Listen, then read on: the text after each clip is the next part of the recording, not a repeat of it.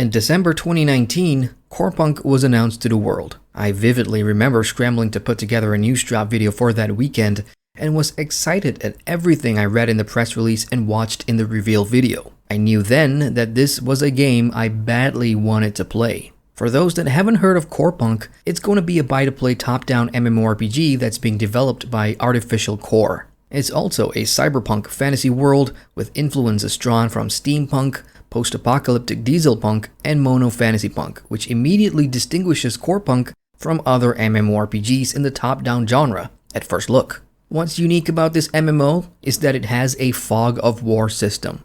That means exploration of the world beyond the safety of town hubs is fraught with danger, and you and your party of friends will never know what's around the corner when exploring for the first time. Players pick and play from a cast of characters, aka your heroes, that's fully customizable, has Holy Trinity archetypes and weapon trees to progress in the game's PvE offering, consisting of side quests, random generated dungeons, raids, and a main campaign with multiple endings. Open world PvP is the fun part, of course, due to the fog of war mentioned before and loot on death. That's policed by a karma system which heavily penalizes griefers and smurfs. For me, aesthetically, the visuals, look and feel of the game, right down to the voice lines of the characters and NPCs with their attitude and snark, reminds me of another game I love, WildStar, and I wanted Corepunk to succeed for my selfish desire to fill that gap that WildStar left behind, although being very different gameplay-wise. So I made a video that covers Corepunk in greater detail that you can watch from the card on the top right of the screen if you're interested to learn more, because right now I want to get into the big question. What happened to Corepunk? The initial reveal was almost 3 years ago now, and during a time before the arrival of Lost Ark and other top-down MMORPGs. Where is the game and what's happening to its development? To answer that question, we'll need to look at the timeline of events that unfortunately just seem to pile on a string of bad news together for developers Artificial Core. December 2019. The official announcement and reveal trailer drops. Beta was mentioned for the following year, and official social pages were launched, including web forums and Discord. More details about the gameplay, lore, and art posted on the website. The hype was pretty high. January and February 2020. More concept art, location backgrounds, and lore revealed to players on the website, while the forums were pestering for a beta date. March 2020, COVID-19 arrives. Artificial Core transitions to work from home, mentions no changes in development as they're working non-stop to deliver the best MMORPG we can play.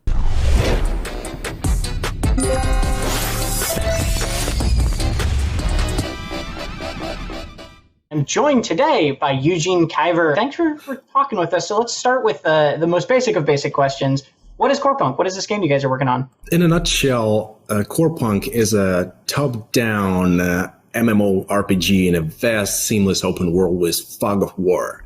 Like initially, we thought we really wanted to have this experience of playing with fog of war in an open world, and we weren't able to find any other place, so we decided to build this game. And this is like a traditional MMO, right? Like this will be a large explorable world. Lately, there's a lot of instance-based games and session-based games, and there's not a lot of like classic MMOs. I mean, June 2020, Artificial Core and Corepunk joins IGN's Summer of Gaming Expo that year. A shot in the arm in terms of global exposure to a mainstream gaming audience. In that same expo, Amazon Game Studios and New World also presented, and MMORPG fans came away feeling a little excited about the future. Corepunk also released the first 15 minutes of official gameplay footage exclusive to IGN. September 2020. After a busy summer of PR, Artificial Core drops a major update detailing new gameplay additions like jumping, which is very uncommon for a top-down MMORPG or ARPG to have. They also mentioned that key development time was taken away from them due to working on trailers and presentations for media, so they vowed to refocus on developing gameplay. And we got the first official mention of a closed beta test scheduled for December 2020. December 2020. The closed beta test is delayed until spring 2021.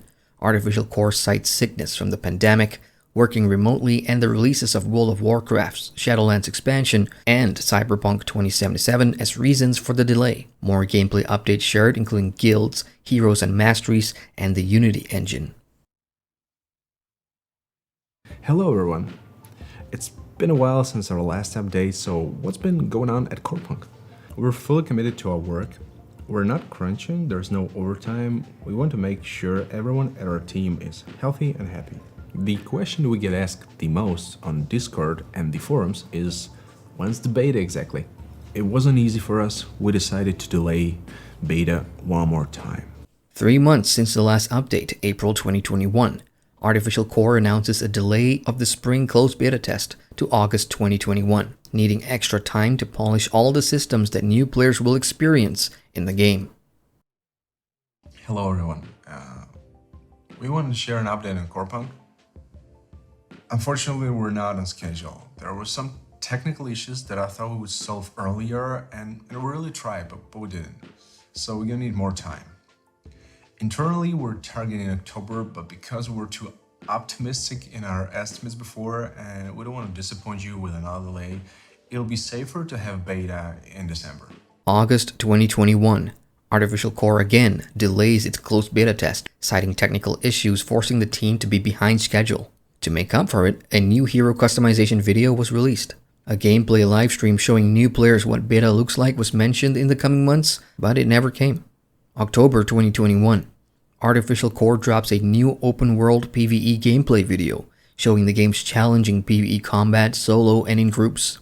No mention of progress updates or the closed beta test. Hello everyone, we wanted to update you on our progress. We're behind our schedule, but at this point we want to share much more content with you and have game in a more polished state. But still, we made significant progress over the last 4 months. We'll be polishing the game till the end of winter, and we'll share an update on our progress in early spring, as well as expected beta dates, which would be around mid to late spring. You're probably disappointed to wait a few more months, and that's reasonable.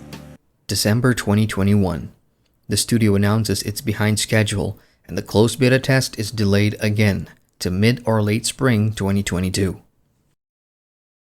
March 2022. War breaks out. Artificial Core has an office in Ukraine and are working to move its employees to safety. Amidst the emergency, they still provided an update that Corepunk's development is ongoing. No mention of the closed beta test for the coming months, which was understandable. Fans and followers now think that the closed beta test is obviously delayed or the game is never coming out. Speculation begins. 6 months later, and we've finally come to the game's latest update to its community on the 9th of September 2022. Artificial Core needed time to recover from the devastating events earlier in the year and are feeling like conditions have become better to resume work on the game. That elusive closed beta is once again mentioned to be taking place sometime at the end of the year. And this is where we are today, in October 2022, with no new information or developer posts and videos yet. The past couple of years has been rocky and difficult for Artificial Core and Corepunk, and I can sympathize with the dev team. They've worked so hard on a game and are eager to give us an actual taste, but can't due to reasons and events beyond their control. Thinking about it, if this was a crowdfunded MMO from Kickstarter, Corepunk would have been put to the sword, but I guess thankfully it isn't.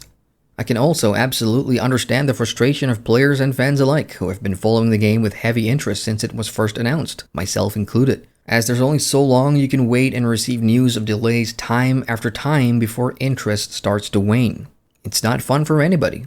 For me personally, that early buzz and excitement I felt for Corepunk isn't quite as high anymore, but I think it's worth holding out just a little bit longer because we're only a couple of months away from December, which is when, fingers crossed, the beta arrives and things hopefully start to pick up for real. Unlike other games stuck in development hell with developers that don't give a shit, Artificial Core at the very least do sound like they care about their game a lot, and it comes across that way in their update videos. They also reach out when they can with presence on the forums and their official Discord. To sum things up here, while it's unconvincing to many, Corepunk the MMORPG is still alive, it appears, but it's a coin toss on whether us players will actually get the closed beta test this year, and that's the marker that's going to let us know if Corepunk is actually ready for launch in the coming year. I, for one, will be continuing to hope the game does see the light at the end of the tunnel, because this is an MMO that I want to play, because it's different from the other top-down ones I do play. So I'm wishing Artificial Core the best of luck in the months to come. But what about you guys? Are you folks still holding out for Corepunk? Let me know your thoughts down in the comments. And that's it from me. If you enjoy the content, be sure to hit the like button, and hey, if you're new here, do subscribe to the channel and turn on notifications so you never miss an upload, which could be anything MMORPG related, from news to reviews. I'm Adrian, and I thank you for watching.